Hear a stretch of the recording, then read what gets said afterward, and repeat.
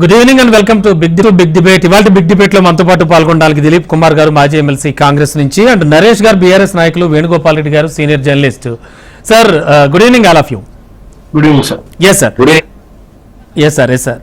ముందుగా sir Dilip sir, total గా చూస్తే కనుక కేటీఆర్ గారు అనేది ఏమిటంటే చిన్న సమస్యను భూతద్దంలో పెట్టి పెద్దదిగా చేసి చూపిస్తున్నారు ప్రాజెక్టులకు సంబంధించి అంటున్నారు. అండ్ హరీష్ రావు గారు ఇంతవరకు కూడా ఆయన మాట్లాడింది విన్నాం. పార్లమెంట్ ఎన్నికల్లో 4 సీట్లు ఎక్కువ సంపాదించుకోవడానికని చెప్పి ఖచ్చితంగా మాపై బురద జల్లేటువంటి ప్రయత్నాలు చేస్తోంది కాంగ్రెస్ పార్టీ అంటున్నారు. యాక్చువల్గా జరిగింది ఏమిటి సార్? Water war మొదలైందా? అంటే ఇది పీక్స్ కి వెళుతోందా? ఒకటి, ఈ రోజు కొత్తగా స్టార్ట్ చేసిన క్రిటిసిజం అయితే కాదు కదండి. విపక్షాలది బీజేపీ కావచ్చు, మేము కావచ్చు, ప్రజా సంఘాలు కావచ్చు, సుదీర్ఘకాలంగా కాళేశ్వరం మీద క్రిటిసిజం చేస్తూనే ఉన్నారు. అయితే జస్ట్ బిఫోర్ ఎలక్షన్స్ ఏదో వీళ్ళ దురదృష్టానికి అన్నట్టు కానీ ఆ పిల్లలు ఉంది అంటే సబ్స్టాన్షియేట్ మమ్మల్ని సబ్స్టాన్షియేట్ చేయడానికి అన్నట్టు. అంటే అది అన్ఫార్చునేట్. అది అంటే ఇంత భారీ పెట్టుబడి అనవసరంగా పెట్టారు, ఈ ప్రాజెక్టు వల్ల లాభం లేదు, ఇది వయబుల్ కాదు, ఇవన్నీ కూడా స్ట్రాటజీస్ తో పాటు రకరకాల ఈ నిర్ణయాన్ని కూడా వేదిర శ్రీరామ్ కూడా చాలా ఉదాహరణలతో ఎన్ని పర్మిషన్స్ వచ్చాయి, ఎన్ని రాలేదు, టెక్నికల్ గా ఎట్లా ఇది తప్పు, ఇవన్నీ చెప్పారు ఆయన. బీజేపీ పోటీ చేస్తున్నాడు. మా వాళ్ళు ఎప్పటి నుంచో చెప్తున్నారు ఇది తప్పు, ఇది కేవలం అంటే ప్రధానమంత్రి స్థాయి వాడు ఇక్కడికి వచ్చి, అదేవిధంగా మా పార్టీ ఈవెన్ బీజేపీ పార్టీ, మా పార్టీ వాళ్ళు మొదటి నుంచి చెప్తూనే ఉన్నారు. బీజేపీ పార్టీ యొక్క జాతీయ అధ్యక్షుడు వచ్చి, హోమ్ మినిస్టర్ వచ్చి, ఇది కాళేశ్వరం, ఇది ఏటీఎం కేసీఆర్ ఫ్యామిలీకి తప్ప మరొకటి కాదు, దీనివల్ల లాభం లేదని చెప్తూ వస్తున్నారు. నిజంగా కూడా ఎన్నో ప్రయాసం గలవాడు. మనం చూసాం, మన వరద కూడా జయప్రకాష్ గారు ఎప్పటి నుంచో చెప్తున్నాడు. నిన్న మొన్న ఉద్యోగాన్ని మానుకున్నటువంటి ఆకునుడు మురళి చెప్తున్నాడు, ప్రయాసంగానే చెప్తున్నాయి. మాలాంటి వాళ్ళ ఎన్ని సందర్భాలు మాయడం ఈ ప్రాజెక్టు ఇది వయబుల్ కాదు. అంటే ఒక రకంగా చూడాలంటే ఈ రోజు రూపాయి ఖర్చు పెడితే దాంట్లో రిటర్న్స్ వచ్చేది 52 పైసలు అనేటువంటిది ఎన్నో సందర్భాల్లో చెప్పారు వీళ్ళందరూ కూడా. భారీ ప్రాజెక్ట్ ఎత్తుకున్నప్పుడు, అంత భారీ ప్రణాళిక సిద్ధం చేసుకున్నప్పుడు చిన్న చిన్న తప్పులు దొరకడం సహజం. అందులో భాగంగానే ఆ క్రాక్స్ వచ్చాయి అంటున్నారు వాళ్ళు. నేనేమంటానంటే ఈ రోజు ఎలాంటి డబ్బులు ఇస్తే తప్ప మేము రిపేర్ చేయమన్నది. సరే 1000 కోట్లు పెడదాం, రిపేర్ చేద్దాం. అందులో వచ్చేటువంటిది అన్వయబుల్ ఎందుకు అంటున్నాం అంటే, వయబుల్ కాదు అని ఎందుకు అంటున్నాం అంటే, నేను అది అందుకే చెప్తాను, రూపాయి మీరు పెట్టిన ఖర్చులో రిటర్న్స్ వచ్చి 52 పైసలండి. అంటే ఇది పర్మనెంట్ గా ఇది వయబుల్ కాదు. అంటే ఒక ఎకరానికి ఎవ్రీ ఇయర్ కూడా కరెంటు బిల్లు చూసుకున్నా, లేకపోతే ఇతర మెయింటెనెన్స్ ఖర్చు చూసుకున్నా, గతంలో మీరు ప్రాజెక్ట్ మీద పెట్టినటువంటి 70,000 కోట్లు చూసుకున్నా, అన్ని కలిపితే రికరింగ్ ఎక్స్పెండిచర్ అనేది ఏ పద్ధతిలో వస్తుంది అంటే మనకి 50,000 రూపాయలు ఒక ఎకరానికి అవసరం అవుతుంది. ఫ్యూచర్ మెయింటెనెన్స్ కూడా. అసలు 40,000-50,000 ఎకరాలు రాదు ఈ రోజు వ్యవసాయం చేసేవాడికి. కాబట్టి ఈ ప్రాజెక్టు శుద్ధ దండగా అనేది ప్రూవ్ అయింది. అది అదే పద్ధతిలో అంటే గతంలో కూడా పవర్ బిల్స్ కి సంబంధించి చాలా ఇష్యూ అయింది. అవును సార్, అదే కదా పవర్ ఇష్యూ అనేది పెద్ద ఇష్యూ కదా. ఇప్పటికి కూడా ఆ బకాయిలు నిజంగా గవర్నమెంట్ అనేది ఇప్పుడు మేము అధికారంలోకి వచ్చి కూడా పవర్ కార్పొరేషన్ కి మనం కట్టింది లేదు, ఇంకా కట్టాలి. ఓవరాల్ గా డెఫిసిట్ లో ఉన్నాం కాబట్టి ఇమ్మీడియట్ గా దాన్ని ప్రయారిటీ ఐటమ్ కింద మేము చూడట్లేదు. ఎందుకంటే 6 హామీల ముందు అర్జెంట్ గా మేము ఇంప్లిమెంట్ చేయాల్సిన పరిస్థితి, ఒక టార్గెట్ మేము పెట్టుకున్న 100 రోజుల లోపల మేము చేయాల్సిన పరిస్థితి ఉంది. కాబట్టి బకాయిలు పేరుకుపోతున్నాయి. ఇది ఫ్యూచర్ లో లయబిలిటీ ప్రజలకు కానీ మనకు కానీ గవర్నమెంట్ కానీ లయబిలిటీ. నేను ఇవన్నీ జరుగుతూ వస్తూ ఉంటే అన్ఫార్చునేట్లీ అది కూగిపోయినాయి ఆ పిల్లర్స్. ఆ తర్వాత పోనీ ఈ డ్యామ్ సేఫ్టీ అథారిటీ అయితే మాది కాదు కదా, గవర్నమెంట్ ఆఫ్ ఇండియా వాళ్ళు పంపించినటువంటి అధికారులు వచ్చి ఇందులో డిజైనింగ్ లోపాలు అని చెప్పారు. అంటే ఇప్పుడు మీరు నిజంగా కూడా రిపేర్ చేసి లేదు, ఇంతకుముందు హరీష్ రావు చెప్తున్నట్టు మనం అందరూ విన్నాం కదా, చిన్న చిన్నవి మీరు ఆ కాలువలు దవ్వుకుంటే సరిపోతుంది, మీకు అందరికి నీళ్ళు అంతాయి, రైతులకు అంతాయి, రైతులకు అన్యాయం చేయకండి అని చెప్తున్నారు ఆయన. అవన్నీ మనం చేసి నీళ్లు ఎత్తి దాన్ని నింపి చెరువులు నింపి వీటన్ని డిస్ట్రిబ్యూట్ కెనాలకు పంపాలంటే మినిమం ఒక 50,000 కోట్లు అదనంగా కావాలి. వెనకడికి రష్యాలో 30 ఏళ్ల రివర్ డైవర్షన్ స్కీమ్ ఉండేది. 30 ఏళ్ల పాటు దాని మీద నేను అనుకుంటా ఒక $4 బిలియన్ ఖర్చు పెట్టిన తర్వాత వాళ్ళ ప్రాజెక్ట్ ఏదో వదిలేశారు. ఇక్కడ ఇంకా మీరు అదనంగా పెట్టాలంటే ఇంకో $60-70 బిలియన్ ఖర్చు పెట్టి తప్ప 3 రివర్స్ డైవర్షన్ ప్రాజెక్ట్ కంప్లీట్ కాదని గోర్బచేవ్ పీరియడ్ అనుకుంటా ఆ ప్రాజెక్ట్ ని అసలు పెట్టిన 4 బిలియన్ పోతే పోయిందని వదిలేసినట్టు పరిస్థితి మనం గతంలో చూసాం. మన పక్క రష్యాలో జరిగేది. ఈ కాళేశ్వరం పరిస్థితి ఏంటంటే దాన్ని ముట్టుకుంటే ఇంకా 50,000 కోట్ల రూపాయలు పెట్టుబడి పెట్టాలి, లేదా మీరు అది కంటిన్యూస్ గా ఇట్లేసి రిస్టోర్ చేసి వారు అన్నట్టుగా రైతులను ఉద్ధరించాలనుకుంటే టోటల్ గా కాళేశ్వరం ఫెయిల్యూర్ ప్రాజెక్ట్ అంటుంది కాంగ్రెస్. 100% అదే చెప్తున్నాను, అది ఫెయిల్యూర్ ప్రాజెక్టు. దాని మీద ఒక్క నిమిషం కాదు, ఈ 50,000 కోట్లు ఇంకా అదనంగా కావాలి. దాన్ని మీరు ఇంప్లిమెంటేషన్ 100% తీసుకురావాలంటే మీరు అది అవసరం లేకుండానే రకరకాల ప్రాజెక్టులో మీరు వదిలిపెట్టిన ప్రాజెక్టులు రిపేర్ చేసుకుంటే అంతకంటే అదనంగా ఆయకట్టు వచ్చేటువంటి పరిస్థితి తెలంగాణ ఉంది అనేది మా వాదన. Okay sir, okay sir. Naresh గారు విన్నారు కదా, అంటే దిలీప్ గారు చెప్పడమే కాదు కానీ ఈవెన్ ఇఫ్ ఇవాళ వంశీచందర్ రెడ్డి గారు కూడా అంటున్నది ఏమిటంటే అంటే ఖచ్చితంగా బీఆర్ఎస్ మహబూబ్ నగర్కి అన్యాయం చేసింది అంటున్నారు ఆయన. అండ్ దక్షిణ తెలంగాణపై కేసీఆర్ సవతి తల్లి ప్రేమ చూపారు అన్నారు ఇవాళ. ఓకే, హలో చెప్పండి సార్, నరేష్ గారు చెప్పండి. ఓకే, అయితే ఇక్కడ అంటే ప్రజెంట్ గా నడుస్తున్నటువంటి సిచ్యువేషన్ మేడిగడ్డ మీద జరుగుతుంది కాబట్టి మొదట మనం మేడిగడ్డ గురించి మాట్లాడినట్లయితే ఓకే, ఇప్పుడు ఉన్నటువంటి విషయాల్లో ఉన్నటువంటి ప్రాజెక్ట్ వ్యయం ఎంత, ఆ మేడిగడ్డకో లేదా అన్నారనుకో సుందిలకో అయ్యేటువంటి ఖర్చు ఎంత, అంటే ఎంత పర్సెంట్ ఖర్చు అయింది, ఉన్నటువంటి మేడిగడ్డ దాంట్లో ఇప్పుడు హరీష్ రావు గారు చెప్పినట్టుగానే 84 PS లో 3 PS పొంగినాయి, దానికి అయ్యే ఖర్చు ఎంత అవుతుంది, ఏ రకంగా అవుతుంది, ఎంత అవుతుంది, దీన్ని చూపించేసి మొత్తం ప్రాజెక్టు మీదనే ఒక అపోహ సృష్టించే విధంగా దాన్ని చేసినటువంటి ఒక మహా భగీరథ ప్రయత్నాన్ని దాన్ని అప్రతిష్ట పాలు చేసే విధంగా ఈరోజు మాట్లాడుతున్నదే మా అభ్యంతరం. ఇక్కడ ఎంతసేపటికి కూడా నిజంగా మీకు ప్రజల మీద చిత్తశుద్ధి ఉంటే, ప్రజల మీద ప్రేమ ఉంటే, రైతాంగం మీద ప్రేమ ఉంటే, రైతాంగాన్ని ఆదుకోవాలని ఒక తాపత్రయం ఉంటే దీన్ని రాజకీయం చేసే వాళ్ళు కాదు రమణ గారు. ఇక్కడ ఎంతసేపటికి దీన్ని చూపించి ఒక ఫెయిల్యూర్ ప్రాజెక్ట్ గా చూపించే ప్రయత్నం, అంటే అక్కడ ఉన్నటువంటి ముఖ్యమంత్రి గారి నుంచి ఇక్కడ ఉన్నటువంటి దీపం దాకా కూడా ఎంతసేపటికి కూడా కాళేశ్వరం ప్రాజెక్ట్ ని ఒక ఫెయిల్యూర్ ప్రాజెక్ట్ గాని చూపించే ప్రయత్నం మాత్రమే వాళ్ళకి కనబడుతుంది. కానీ దాన్ని ఎంత తొందరగా అయితే అంత దాన్ని కంప్లీట్ చేసి ప్రజలకు అందిద్దామని కసి కనిపించట్లేదు. అదే మా అడ్డంకి, అదే మాకు మేము అబ్జెక్షన్ చేసి కూడా అక్కడే అబ్జెక్షన్ చేస్తా ఉన్నాం. ఎందుకు మీకు ఆ కసి రావట్లేదు, ఎందుకు మీకు ప్రజల మీద ఆ ప్రేమ రావట్లేదు? ఇప్పటికీ కూడా ప్రజలు మిమ్మల్ని గెలిపించారు, మిమ్మల్ని అధికారంలో పెట్టారు, 5 సంవత్సరాలు మీకు అవకాశం ఇచ్చారు, అయినప్పటికీ కూడా ఇంకా టీఆర్ఎస్ పార్టీని అప్రతిష్టపాలు చేద్దాం, లేదా ఎంపీ ఎలక్షన్ ఏం గెలవలేకుండా చేద్దాము, లేదా కేసీఆర్ గారి మీద పేరు లేకుండా చేద్దాం, వారి ఆనవాళ్ళు లేకుండా చేద్దాం అని గతంలో రేవంత్ రెడ్డి గారు చెప్పారు స్వయాన. అంటే వారు కట్టినటువంటి ఏ ఒక్క ఆనవాళ్ళు లేకుండా ప్రయత్నం చేద్దాము, వారు చేసినటువంటి వాటిని అమలు మారుదాము, ఇట్లాంటి ప్రయత్నం వాళ్ళు చేస్తాము కాబట్టి మాకు అనుమానం ఏమొస్తా ఉంది అంటే దీన్ని ఈ ఎలక్షన్ కోసం డిలే చేసి ఆ తర్వాత వచ్చేటువంటి నష్టాన్ని ఈ రోజు బీఆర్ఎస్ పార్టీ మీద నెట్టి, అప్పటి ప్రభుత్వం మీద నెట్టి వారు ఒక పైశాచిక ఆనందం పొందేటువంటి అవకాశాలు మాకు స్పష్టంగా కనబడతా ఉన్నాయి. కాబట్టి మేము హెచ్చరిస్తా ఉన్నాము. మేము రైతులు కూడా మా దగ్గరకు వచ్చి అదే మొదలుపెట్టుకుంటా ఉన్నారు, రైతాంగం కూడా అదే ప్రశ్నిస్తా ఉంది. మీ రాజకీయాలను మీరు పక్కన పెట్టండి, మీరు అధికారంలో ఉంటారా వాళ్ళ అధికారం ఉంటారా మాకు సంబంధించిన విషయం కాదు, కానీ మా కోసం మీరు చేసే ప్రయత్నం ఏంటని చెప్పి అడిగితే ఎవరి దగ్గర సమాధానం లేనటువంటి పరిస్థితి ఈరోజు మనం స్పష్టంగా చూస్తా ఉన్నాం. అంటే రైతుల ప్రయోజనాలు పట్టించుకోవట్లేదు అంటారు, స్పష్టం కనబడుతుంది కదా రమణ గారు. ఏదైనా సపోజ్ ఏదన్నా ఒక యాక్సిడెంట్ జరిగినట్లయితే, మొన్న జరిగిన ఒరిస్సాలో ఒక యాక్సిడెంట్ జరిగింది, రైల్వే యాక్సిడెంట్స్ జరిగినప్పుడు అక్కడ అయినటువంటి మిస్టేక్ అయిన వాళ్ళ కోసం అక్కడ వెయిట్ చేసినామా, అక్కడ ఉండేటువంటి క్షతగాతలు ఎక్కడికక్కడ వాళ్ళని కాపాడుకునే ప్రయత్నం చేసినామా? విపత్తులు జరిగినా యాక్సిడెంట్ జరిగినా కూడా మొదట నష్ట నివారణ చర్యలు చేయడం అనేది సర్వసాధారణం. నరేష్ ఒక్క నిమిషం ఉన్నారు సార్. వేణుగోపాల్ సార్, ముఖ్యంగా ఈ కాళేశ్వరం ప్రాజెక్ట్ కి సంబంధించి కావచ్చు, మేడిగడ్డ వీటి అంటే ఈ వాటర్ వార్ పీక్స్ కు వెళ్ళడానికి ప్రధాన కారణం రాబోయే పార్లమెంట్ ఎన్నికలు అని కూడా అనుకోవచ్చు అంటారా? అఫ్ కోర్స్ వాళ్ళు చేస్తున్నటువంటి ఆరోపణలు, అలాగే ఇంతకుముందు మీరు లైవ్ కూడా చూసారు హరీష్ రావు గారు మాట్లాడిన కూడా క్యాలిక్యులేషన్ సహా. అంటే జస్ట్ లైక్ ఒక చిన్న ఎగ్జాంపుల్ ఏమిటంటే ఎస్ఆర్ఎస్పీకి 40 ఏళ్ళు పడితే మీ టైంలో కేవలం 4 సంవత్సరాల్లో కాళేశ్వరం నుంచి నీళ్లు ఇచ్చామన్నారు. సాగర్ కు 30 ఏళ్ళు పట్టింది, కల్వకుర్తికి 30 ఏళ్ళు పట్టింది. ఇలా క్యాలిక్యులేషన్ సహా చెప్తూ ఉన్నారు హరీష్ రావు గారు. మరోవైపు కాంగ్రెస్ కూడా ఏం తక్కువ తినలేదు, తను కూడా చెప్పినంతా చెప్తూ ఉంది. అంటే టోటల్ గా పార్లమెంట్ ఎన్నికలే ప్రధానంగా కొనసాగుతూ ఉందంటారా వాటర్ వారు? ఏమనుకోవచ్చు సార్? మీకు అనుమానం ఎందుకండి? 100% అదే జరుగుతున్నటువంటిది, జరిగేది కూడా అదే.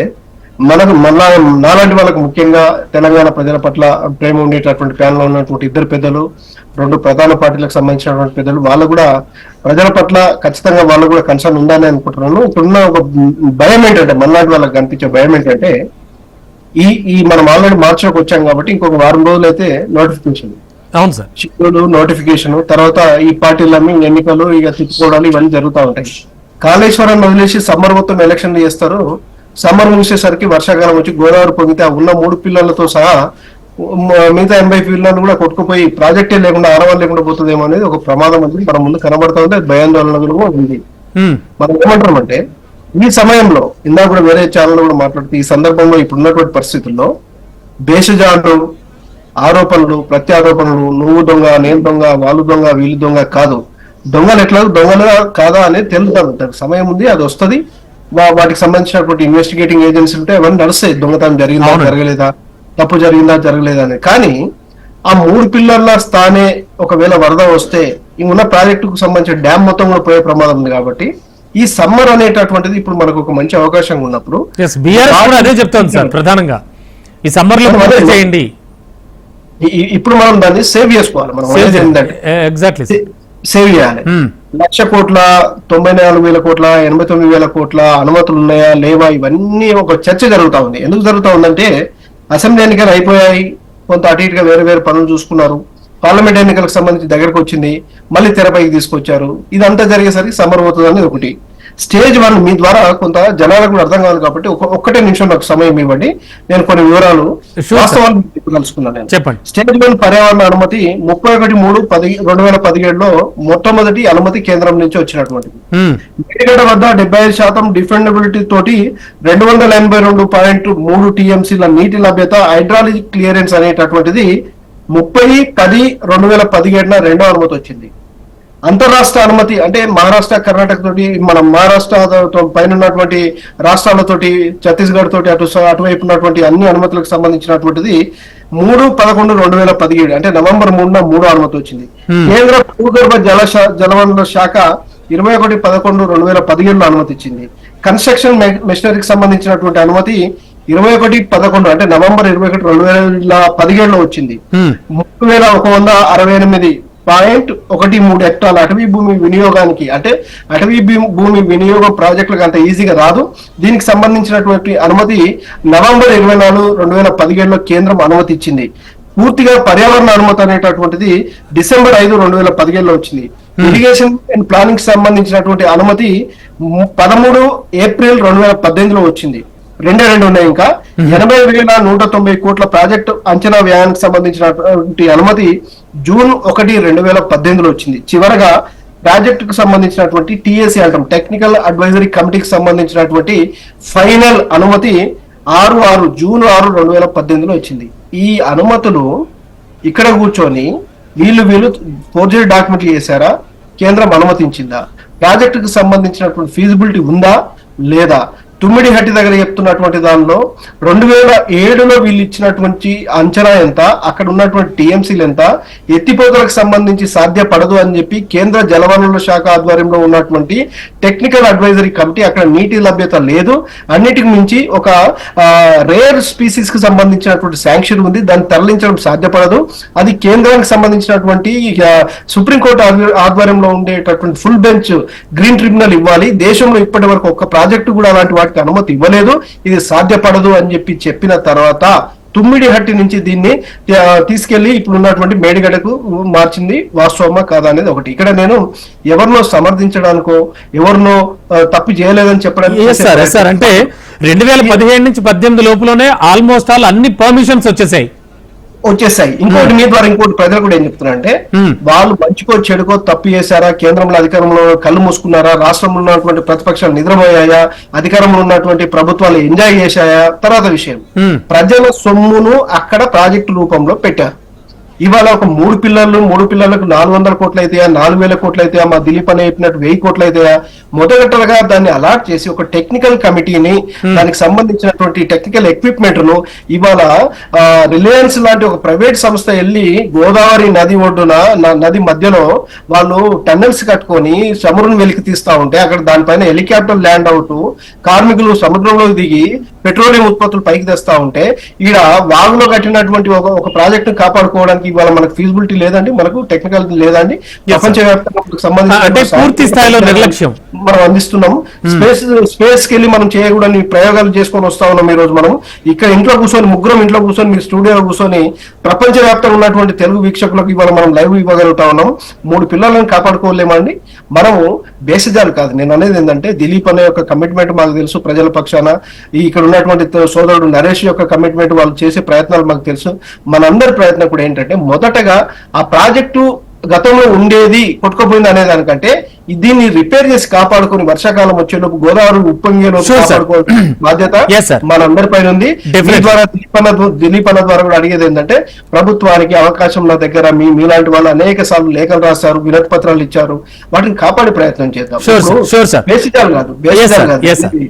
ఇలాంటి మీకు ఎందుకు చెప్తా ఉన్నానంటే తుమ్మిడిహట్టి దగ్గర వీళ్ళు ఒక్క ఎకరం కూడా భూసేకరణ చేయకుండా 158 కోట్ల రూపాయలకు సంబంధించినటువంటి వినియోగము, ఓవరాల్ గా అక్కడ పెట్టినటువంటి సర్వేకు వాటికి సంబంధించినటువంటిది 1421 కోట్ల రూపాయలు 2007-2008లో డ్రా చేసినటువంటి వాటికి సంబంధించినటువంటి మొత్తం మీకు ఆర్డర్ కాపీస్ కూడా నేను చెప్తాను. ఇప్పుడు నేను definitely sir. Dilip sir, sure sir. Venugopal Reddy గారు ఒక్క నిమిషం సార్. దిలీప్ సార్, మొత్తానికి చూస్తే కనుక ఖచ్చితంగా ఆ 86 పిల్లర్స్ కి సంబంధించి కూడా చాలా ఆందోళన వ్యక్తపరుస్తూ ఉన్నారు వేణుగోపాల్ రెడ్డి గారు. అండ్ ప్రస్తుతం ఉన్నటువంటి వాటిని యథాతథ స్థితిని కొనసాగించకుండా వాటిని డెఫినెట్ గా మరమ్మతులు చేసి రైతుల పక్షాన ఆలోచిస్తే మంచిది అనేటువంటి అభిప్రాయం ఆఫ్ కోర్స్ వేణుగోపాల్ రెడ్డి గారు కాకుండా మొత్తం బయట నుంచి కూడా అందరూ ప్రజలంతా కూడా గమనిస్తూ ఉన్నారు అనుకుంటున్నారు. మరి ఇప్పుడు కాంగ్రెస్ ప్రభుత్వం ముందున్న అంటే ఏం చేయబోతోంది? బట్టి ప్రాజెక్ట్ కూలిపోవాలని మేము కూడా కోరుకోమండి. అవునండి. ఎందుకంటే ధనం అక్కడ పెట్టుబడి అనేది అవినీతిని పక్క పెట్టండి తర్వాత కానీ ఈ రోజు పరిస్థితిలో అక్కడ పెట్టుబడి ఖచ్చితంగా ఒక దాదాపు 70-70 కోట్ల పెట్టుబడి పెట్టిన తర్వాత దాన్ని ఒక 500 కోట్లతోనో 1000 కోట్లతోనో మనం రిపేర్ చేయగలిగితే ప్రాజెక్ట్ నిజంగా రక్షించబడుతుంది అంటే ఈ no fool will think otherwise. ఖచ్చితంగా ఖర్చు పెట్టి దాన్ని రక్షించుకోవాలని ఆలోచిస్తారు ఎవరైనా. కాబట్టి కాంగ్రెస్ కూడా ఖచ్చితంగా ఆ విధంగా ఆ ఫీజిబిలిటీ అనేది చూస్తున్నారు. ఏ విధంగా వారు అన్నట్టు వేణుగోపాల్ రెడ్డి గారు అన్నట్టుగా ఈ సమ్మర్ పీరియడ్ అనేది మనం కరెక్షన్స్ కి సరైన సమయం. ఆలస్యం ఇస్తే అది ముడిగింది అనుకోండి, డెఫినెట్ గా ఇంకా మరికొన్ని పిల్లలు లేదా మొత్తం ప్రాజెక్ట్ కొడిపోయే పరిస్థితి అక్కడ ఉత్పన్నం అవుతుంది. దానికి కావాలని మేము ఖచ్చితంగా కోరుకోవట్లేదు. పెట్టింది కూడా అధికారుల బృందాన్ని ఎగ్జామిన్ చేయడానికి, అందులో ఉన్నటువంటి లోపాలేంటో అనేది అధికారులు రెస్పాన్సిబుల్ పీపుల్ కదా. నిపుణులను తీసుకువెళ్లారండి. నిపుణులతో సర్వే చేయించి దాన్ని రక్షించడానికి ప్రయత్నమే జరుగుతుంది తప్ప అదేదో పొలిటికల్ గా అది కొట్టుకుపోతే చూస్తూ ఊరుకొని రేపు పొద్దున బీఆర్ఎస్ ప్రజాక్షేత్రంలో ఏదైనా పనికొస్తుందన్నది ఎవరు అనుకోరు. అవసరం నిజానికి మాకు లేదు. ప్రజలకు ఆల్రెడీ ఈ topic time and again discussion అయిపోయింది. ఎవరి తప్పేంటో ప్రజలు కూడా మనందరికంటే ఎక్కువ స్టాటిస్టిక్స్ ఉన్నాయి వాళ్ళ దగ్గర. ప్రజల మెమొరీ ఖచ్చితంగా గట్టిదే. లేదా ఈ రకమైన తీర్పులు వాళ్ళు ఎలక్షన్స్ లో అట్లా ఇవ్వరు. సో వాళ్ళు కొన్ని చేశారు కాబట్టి ఈ రోజు ప్రజాక్షేత్రంలో వాళ్ళు పాపం విఫలమయ్యారు ఎంత చెప్పినా కూడా. కాబట్టి ఈ ప్రాజెక్టు కూడా అవసరం లేకుండా కట్టారనుకున్నా కూడా మెయింటెనెన్స్ కు ఏ కాస్ట్ అయినా అసలు ప్రాజెక్ట్ కి మోసం వచ్చే పద్ధతిలో మేము ఎట్టి పరిస్థితిలో చర్యలు తీసుకోము. ఎందుకంటే ఆ టెక్నికల్ కమిటీలో ఉన్నవాడు నేను అన్నట్టుగా అధికారం ఉంటాడు, వాస్తవ పరిస్థితిని ఇస్తాడు తప్ప ఇంకొకటి ఇవ్వడు. ఎవరైనా సరే ఏ పీరియడ్ అయినా ఈ పీరియడ్ కాదు ఇంకో పీరియడ్ అయినా అది పనిచేయాల్సిందే. ఖచ్చితంగా నష్ట నివారణ చర్యలు అయితే చేపడుతోంది. డెఫినెట్లీ 100% దాన్ని సేఫ్ గార్డ్ చేయడానికి అవసరమైన ఇన్వెస్ట్మెంట్ పెట్టాల్సిందే. చిన్న బ్రేక్ తీసుకున్నాక మళ్ళీ మాట్లాడదాం. నరేష్ గారు, ప్రజెంట్ ఉన్నటువంటి కండిషన్స్ లో చూస్తే కనుక అటు వేణుగోపాల్ రెడ్డి గారు చెప్పినటువంటి పర్మిషన్స్ కి సంబంధించి కూడా అన్ని విన్నారు మీరు. సో అప్పటి నుంచి ఏ గవర్నమెంట్ ఉందో కూడా మీకు తెలుసు, ఎవరున్నారో అధికారంలో తెలుసు. అండ్ ఏం జరుగుతోంది టోటల్ గా చూస్తే కనుక ఖచ్చితంగా ఇదొక పెద్ద సమస్యగానే చూడాలా? కాంగ్రెస్ ఈ సమ్మర్ ని యూజ్ చేసుకుంటుందా? మరమ్మతులు చేయించేటువంటి అవకాశం కనిపిస్తోందా? ఏమనిపిస్తోంది మీకు? అంటే నేను కోరుకునేది ఏంటంటే ఒక పార్టీ నాయకుని కాకుండా ఒక తెలంగాణ పౌరుని నేనేం కోరుకుంటా ఉన్నానంటే సమస్యని చిన్నదాన్ని పెద్దగా చూపించే ప్రయత్నం చేయకుండా ఆ సమస్యను చిన్న సమస్యగా ఉండే ప్రయత్నం చేసే దానికి ప్రయత్నం చేస్తే బాగుంటుంది అనేది నా కోరిక. ఎందుకు అంటావు అన్నమాట అంటే ఇప్పుడు వేణు గారు చాలా చక్కగా చెప్పారు.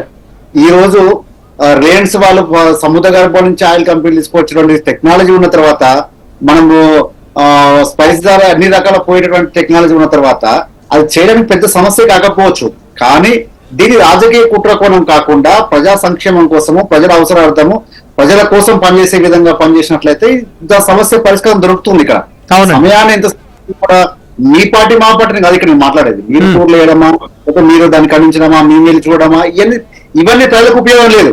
నిజానికి చెప్పాలంటే ఎవరు వెళ్ళడం ప్రజలకు ఉపయోగం వెళ్ళాలి. అక్కడ వెళ్లాల్సిన వాళ్ళు ఎవరు? నిపుణుల కమిటీ వెళ్ళాలి, దానికి సొల్యూషన్ తొందరగా రావాలి, దానికి ఎంతసేపు మరామతుల కోసం ప్రయత్నం తొందరగా జరగాలి, దాన్ని ప్రాజెక్ట్ కూడా కృషి చేస్తున్నామని చెప్తోంది కాంగ్రెస్ పార్టీ. ఆ విషయంలో కృషి చేస్తే మీరు తప్పు పట్టదు ఎక్కడండి, ఇంకా తప్పు పట్టే అవసరమే లేదు. ఇప్పుడు ఉన్న సమయం ఎంత, ఇప్పుడు మీరు వచ్చి 2.5 నెలలు అవుతుంది. ఈ 2.5 నెలల్లో దాన్ని తీసుకున్నటువంటి నిర్ణయాలు ఏమున్నాయి చెప్పండి. మీ ద్వారా అడుగుతాను నేను. మరి కాళేశ్వరం ప్రాజెక్టు ఈ రకంగా ఉంది కదా, దాన్ని ఇమీడియట్ గా ఎందుకు దానికి నిధులు కేటాయించట్లేము, ఎందుకు మనం టెండర్ కాల్ ఫార్వర్డ్ చేయట్లేము, ఎందుకు దాన్ని ఇమీడియట్ దాని చర్యలు ఎందుకు తీసుకోవట్లేమో దానికి సమాధానం చెప్పగలుగుతారండి? ఏ స్థాయి నాయకుడు సార్ దానికి సమాధానం చెప్పగలుగుతారా? ఎంతసేపటికి కూడా మేడిగడ్డ దగ్గరికి వెళ్ళి ఫోటోలు దిగి రావడము, మేడిగడ్డ దాన్ని చూపించేసి ఈ రకంగా క్రాస్ సెక్షన్ చెప్పడము, ఈ రకంగా సిబిఎస్ ద్వారా లీక్ అవుతుందని చెప్పి చూపించే ప్రయత్నం చేస్తా ఉన్నారు తప్ప ఆ సమస్య పరిష్కారానికి ఈరోజు డిజాస్టర్స్ మేనేజ్మెంట్ ఏ రకంగా ఉండాలి, ఇక్కడ జరిగినట్లయితే దానికి ఇమ్మీడియట్ గా యాక్షన్ తీసుకోవాల్సిన అవసరం ఉంటుంది కదా. మరి ఆ రకంగా మనం దాంట్లో ఫెయిల్ అవుతున్నాం కదా. ఈ ఫెయిల్ అయ్యడం అనేది మీరు ఎంతసేపటికి కూడా మీ సంతోషం ఏంటంటే మేము అధికారం ఇచ్చారు మాకు ప్రజలు అని చెప్పి సంతోషపడతా ఉన్నారు తప్ప ఈ ఫెయిల్యూర్ ప్రజలు గమనిస్తా ఉన్నారు ఇప్పుడు. సో వచ్చిన 2.5 నెలల నుంచి ఎందుకు దీని మీద చర్యలు తీసుకోలేకపోతా ఉన్నారు, ఎందుకు కాపాడుకోలేకపోతా ఉన్నారు? తెలంగాణ ప్రభుత్వం టిఆర్ఎస్ ప్రభుత్వం వచ్చిన తర్వాతనేమో ఇమ్మీడియట్ గా తీసుకొని పక్క రాష్ట్రాల్లో ఉన్నటువంటి వాటి మీద వాళ్ళని ఒప్పించి వీళ్ళని ఒప్పించి ఎటువంటి ఇబ్బందులు లేకుండా కేంద్ర ప్రభుత్వం అనుమతులు తీసుకొని త్వరితగతిన ఈరోజు ప్రాజెక్ట్ నిర్మాణం చేస్తా ఉంటే ఈ ప్రభుత్వం ఎందుకు ప్రజల గురించి చేయట్లేదు అనేది ఒక పునరాలోచన పడ్డ ప్రజలంతా కూడా. కాబట్టి వాళ్ళ సంతోషం ఎంతసేపటి కూడా మేము అధికారులు వచ్చి సంతోషాన్ని పక్కన పెట్టి ప్రజల కోసం పనిచేసే విధంగా పనిచేస్తే మాకు అభ్యంతరం ఏమీ లేదు. ఆ క్రెడిట్ కూడా మీరే తీసుకోండి, ఆ క్రెడిట్ మీరు ఉన్నటువంటి కాలువలు తవ్వండి, ఇంకా లక్షల ఎకరాలు పారించండి, ఆ క్రెడిట్ కూడా కాంగ్రెస్ ప్రభుత్వం తీసుకోండి. కాదు నరేష్ గారు, ఒక ప్రతిష్టాత్మకమైన ప్రాజెక్ట్ అనుకున్నప్పుడు 1,000 కోట్ల రూపాయలు దాని మీద పెట్టుబడి పెట్టినప్పుడు అఫ్ కోర్స్ లక్షల కోట్ల వరకు అనుకోవచ్చు. మరి దాన్ని అత్యంత శ్రద్ధగా నిర్మించాలి, చాలా టెక్నికల్ గా కూడా చాలా చక్కగా తీర్చిదిద్దాలి కదా అనేది కూడా వాళ్ళ వాదన. సరే, ఇప్పుడు మనం మొత్తం ప్రాజెక్ట్ కంప్లీట్ అయిన దాంట్లో ప్రాజెక్టు మేడిగడ్డ బ్యారేజ్ కానివ్వండి, అన్నారం బ్యారేజ్ కానివ్వండి, వీటికి సంబంధించిన ఎంత పర్సెంట్ ఉంటుంది అనుకుంటారు రమణ గారు మీరు? మొత్తం ప్రాజెక్ట్ లో అక్కడ ఉన్నటువంటి 5% మాత్రమే అక్కడ ఉన్నటువంటి ప్రాజెక్టులు నిధులు కేటాయింపు జరిగినవి. మరి 95% కంప్లీట్ అయినటువంటి వాటిని రంగనాయక సాగర్, మల్లన్న సాగర్, ఎల్లంపల్లి వీటి మీద ఎందుకు వారు మాట్లాడలేకపోతా ఉన్నారు? మరి వాటంతా నింపి మనం ఈ రోజు తెలంగాణ రాష్ట్రంలో ప్రతి చెరువు ఈ రోజు జలకళలు ఆడుతుంది కదా, ఎందుకు మరి ఈ రోజు మనం భూగర్భ జలాలు ఎందుకు ఏ రకంగా ఇంప్రూవ్ అయినాయి?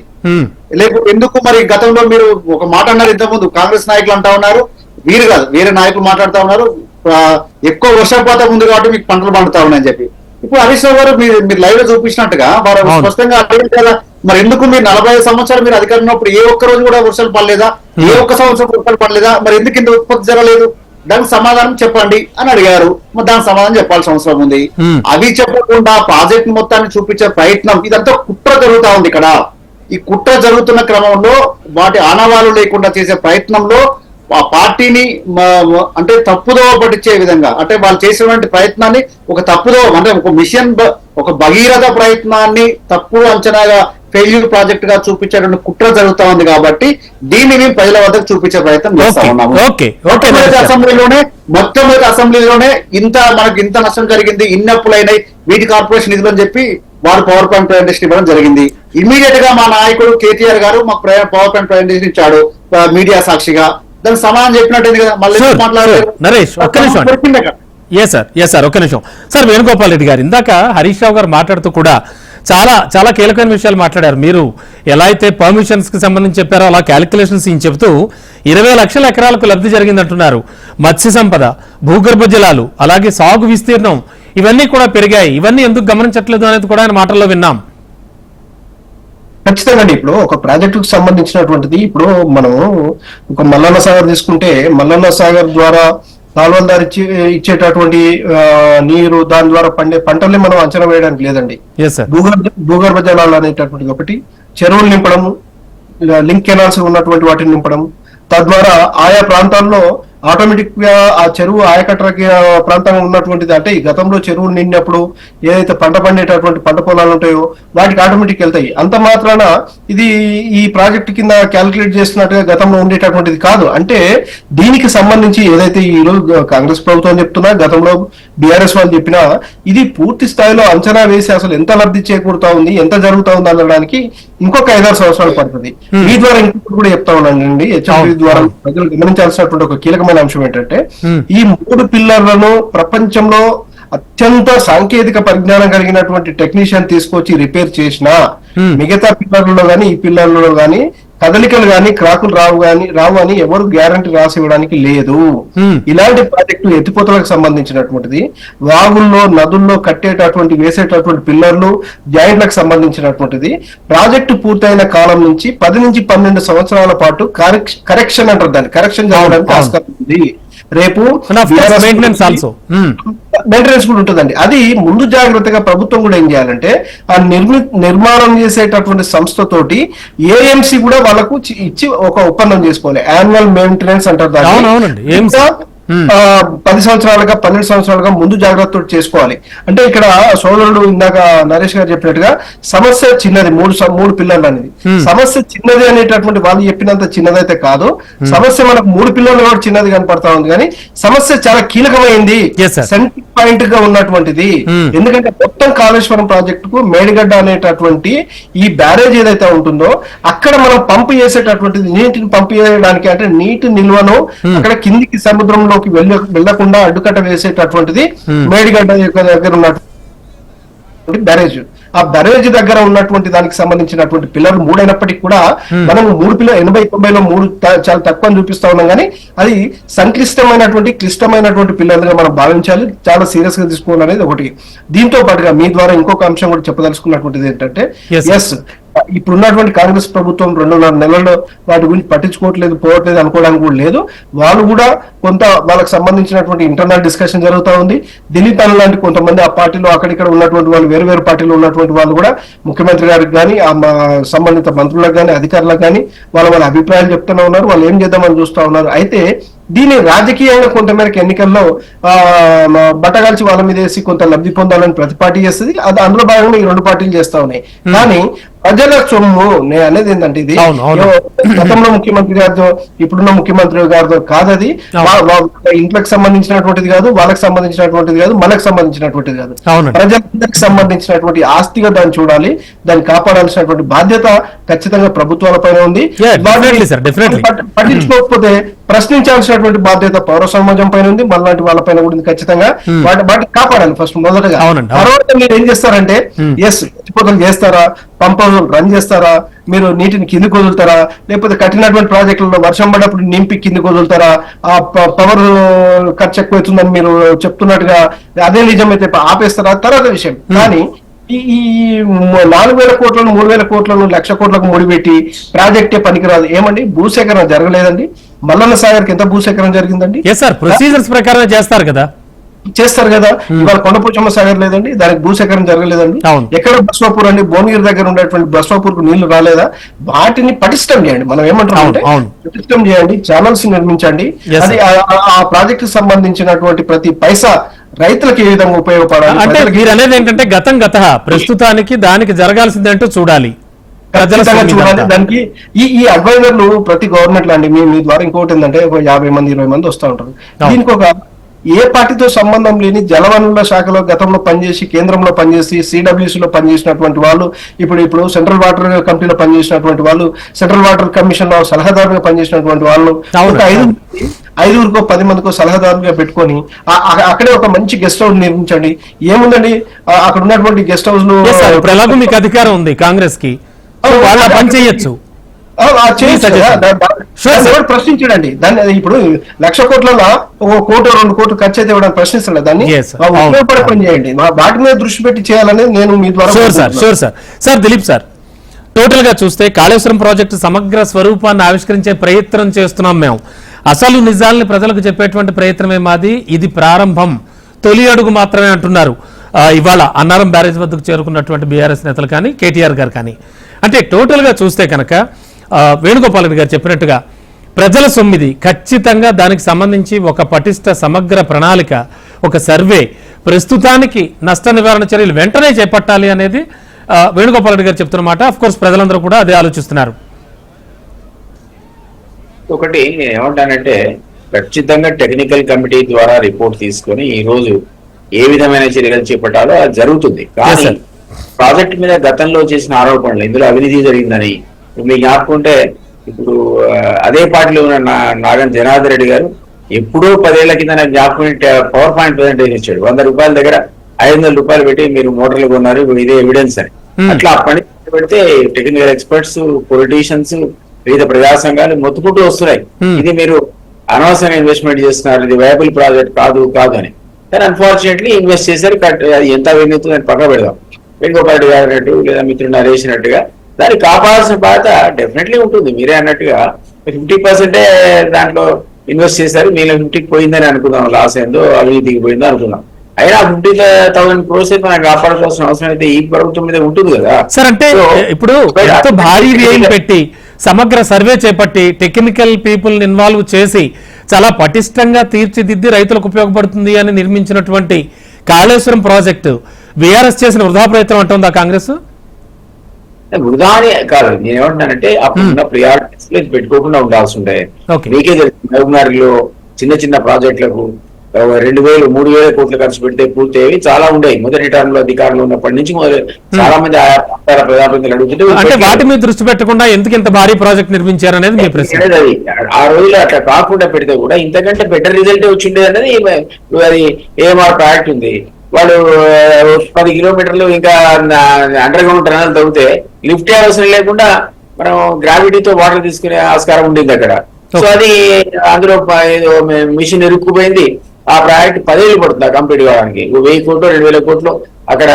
అంటే ప్రభుత్వాన్ని టెక్నికల్ టీం ఏమైనా తప్పు పట్టిందా, అంటే తప్పుదోవ పట్టించింది అంటారా? డ్యామ్ సేఫ్టీ అథారిటీ వచ్చి ఫాల్టీ డిజైన్ అనే, అంటే ప్రాపర్ గా వీళ్ళు డిజైన్ చేయలేదు అనేది మన మేజర్ అభియోగం అదే కదా.